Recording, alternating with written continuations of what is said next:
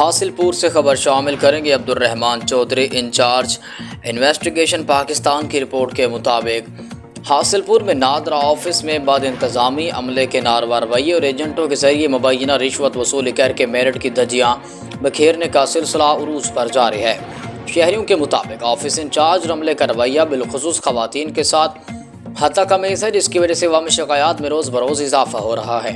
शहरियों का कहना है कि सुबह सवेरे लाइनों में लगने के बावजूद घंटों इंतजार के बाद भी उनका काम मुकम्मल नहीं होता।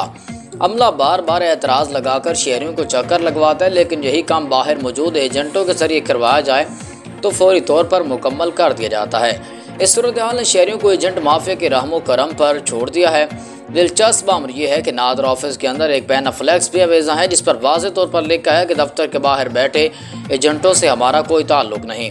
शहरियों का मौक़िफ़ है कि नादरा ऑफिस में टोकन की फराहमी से लेकर दीगर उमूर तक हर जगह एजेंट माफिया सरगर्म अमल है। यही वजह है कि आम आदमी को ज़िल ख्वार होना पड़ता है। शहरियों ने चेयरमैन नादरा वज़ीर आला पंजाब से नोटिस का मुतालबा किया।